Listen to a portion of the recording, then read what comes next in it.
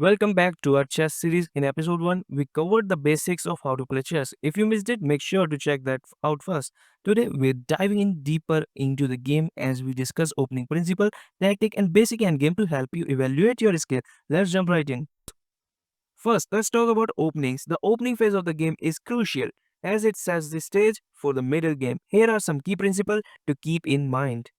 First up, control the center. The center squares like e4, e5, d4, d5. This is crucial. They are vitals. Why? Try to control these squares with your pawn in pieces early on. It allows great mobility and control for your middle game and also as well in end game.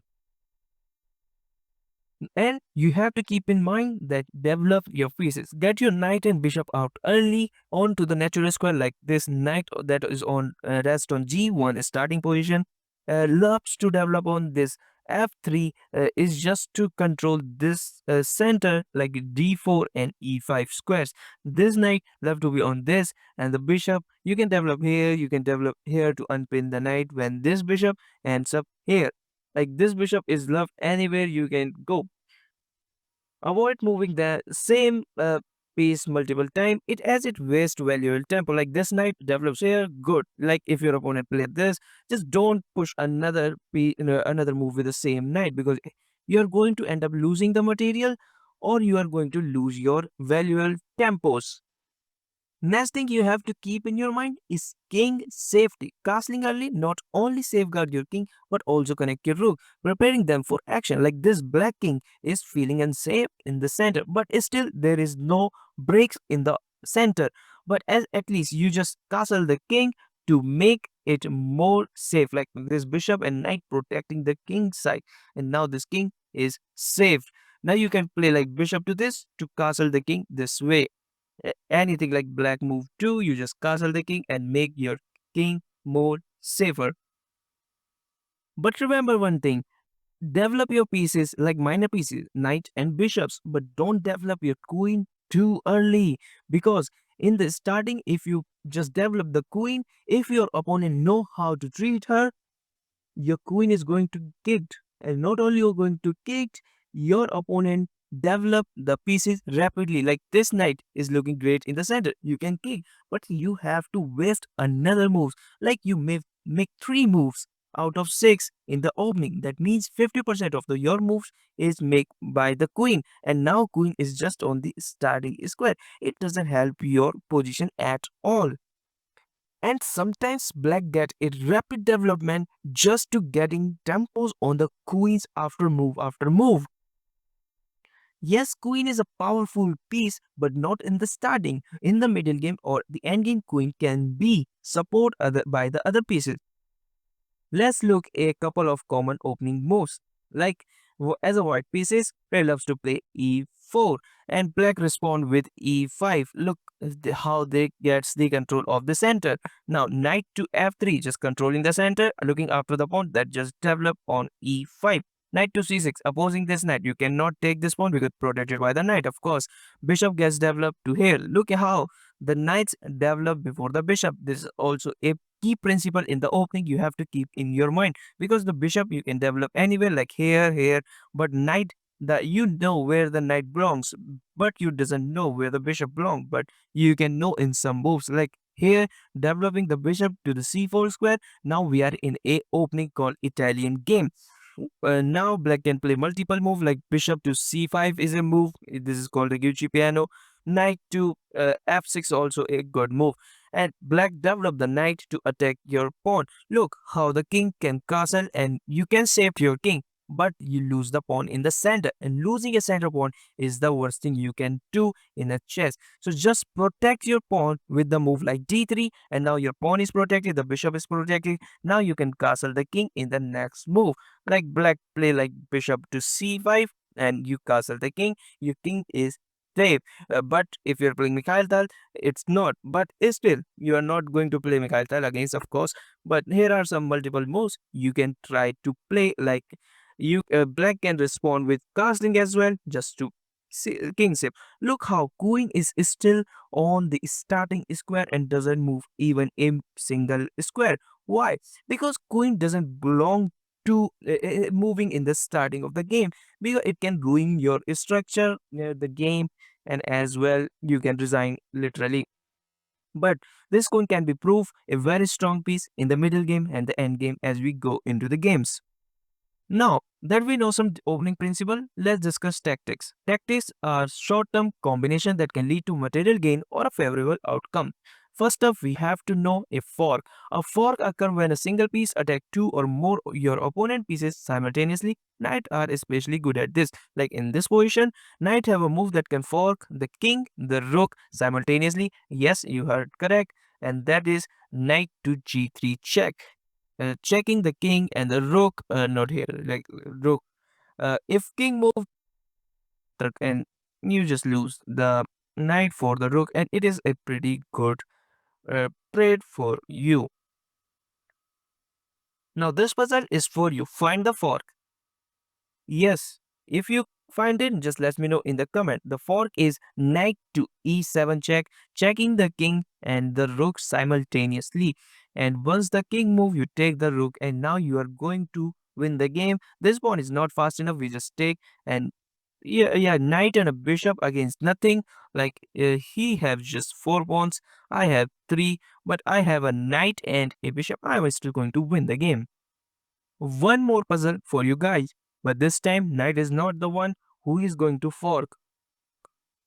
If you find this, it is good. Rook take f2 check, checking the knight, not the knight, checking the king and attacking the knight simultaneously. Once the king move, you just take the knight, and now you're just up a piece.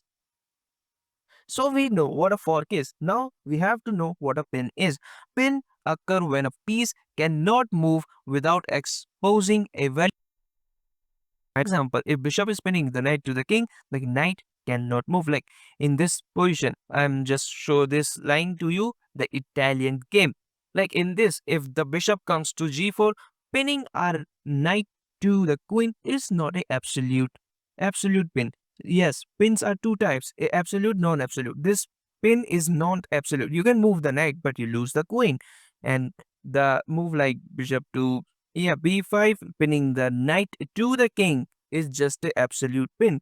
Because if you move the knight, you lose the king and the game as well. So, like, even you have to move the pieces to get rid of the spin, or you have to block with this. But this knight is unpinned. Like, I'm just saying, this pin is not absolute. You can move the knight, but the thing is going to happen, you lose your queen. Like find this pin in this position. This is for you guys. If you find, just comment down, I find this. And the move that win on the spot in this game is rook to e8, looking like you can take this rook with the rook, but the rook is just in between this check.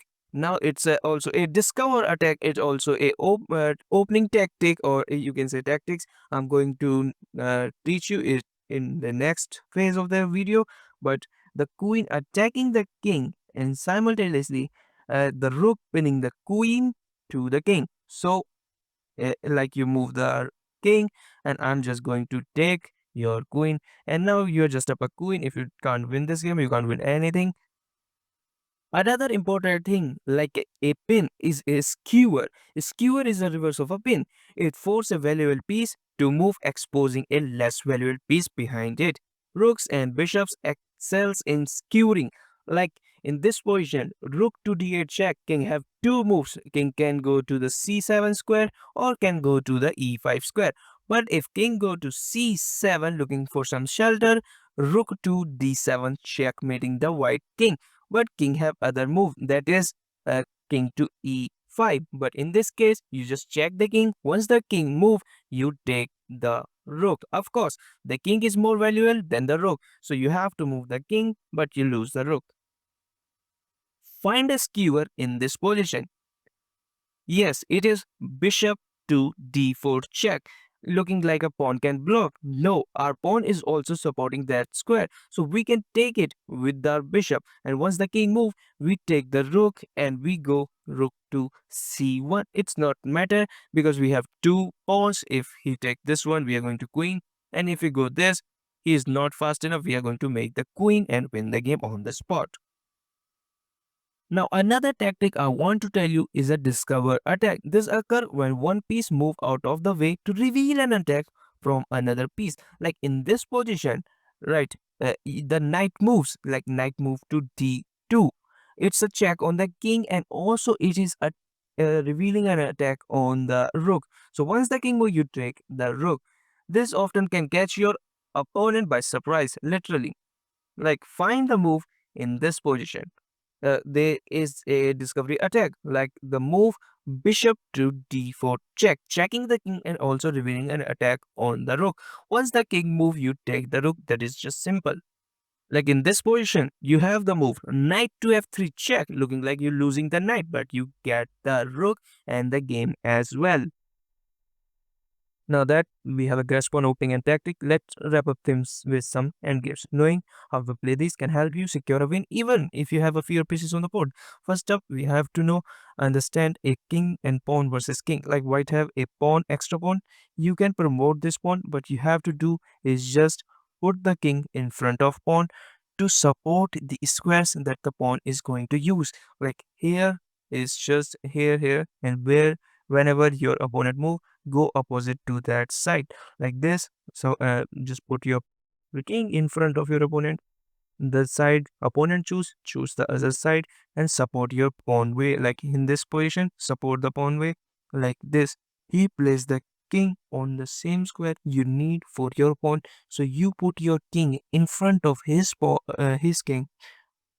Whenever he move to the opposite side, and now there is nothing he can do, and you're going to get a queen, and also you're going to get a checkmate very soon. Now we have to understand another endgame, that is king and rook versus a king.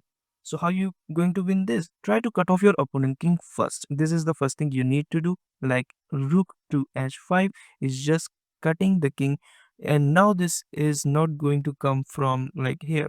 The you cut the king on to the fifth rank. The king now is going to be on fifth rank. Once you do this, just move the rook opposite to the king, so this king can't attack the rook. And if he tries to like put your king in front of his king and check and putting him back, and now you have to do this all the way to every squares.